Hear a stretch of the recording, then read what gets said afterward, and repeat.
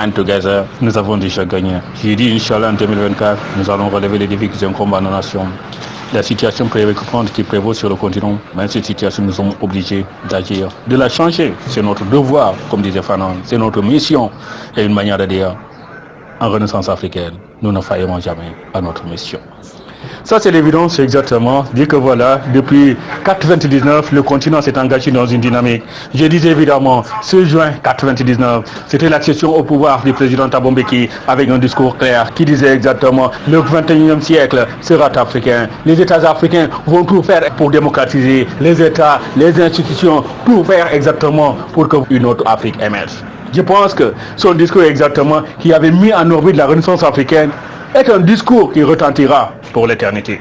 Manière de dire. Je disais aussi évidemment, 1999, pour le continent, c'était aussi le début d'une nouvelle dynamique. C'était évidemment en cette année, le 9 septembre, à 6 exactement, sous l'égide du guide de la révolution libérienne, Muammar el-Kadhafi, que le continent dans son ensemble avait décidé de renforcer son intégration, de changer exactement l'organisation de l'unité africaine en Union africaine.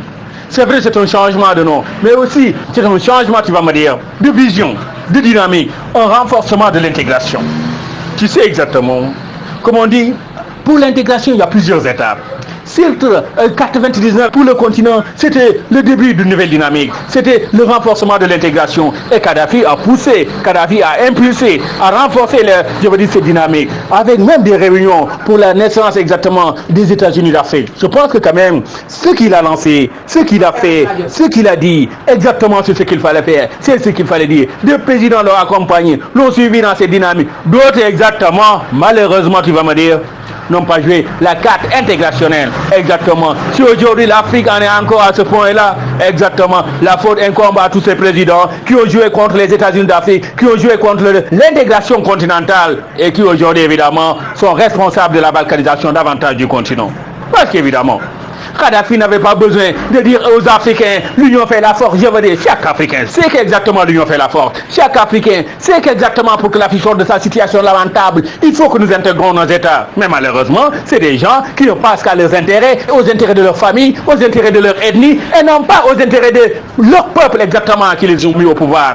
C'est ça aussi le grand drame. Évidemment, comme on dit, Diva Madea, c'est des présidents qui pour beaucoup ont déjà quitté le pouvoir. Et ce qu'ils ont laissé en héritage à leur peuple exactement, c'est quoi? Une division qu'ils veulent que ça soit éternel. La Renaissance africaine refuse catégoriquement. Nous disons quoi qu'il en soit, la vision intégrationnelle du continent que nos aînés avaient lancée, évidemment, je pense à Kwame Nkrumah, évidemment, je pense à Gamal Nasser, évidemment, je pense exactement, la Fédération du Mali, n'oublions pas Modibo Keïta, exactement de tes leaders ont tout fait exactement pour que les États-Unis d'Afrique se réalisent, les États-Unis d'Afrique se concrétisent, exactement, l'Afrique soit l'Afrique soit forte, l'Afrique soit exactement ce qu'elle doit être exactement. Malheureusement, tu vas me dire, d'autres présidents ont joué la carte anti l'organisation de l'unité africaine. Manière de dire, exactement. Aujourd'hui encore, ils sont responsables, tu vas me dire, de tous les maux que vivent les peuples du continent. Mais manière de dire, nous sommes obligés d'agir, nous agissons et nous ferons tout ce qui est possible exactement pour que voilà la voie de Nkrumah, la voie de Kadhafi, exactement cette voie de triomphe pour l'éternité. C'est une évidence.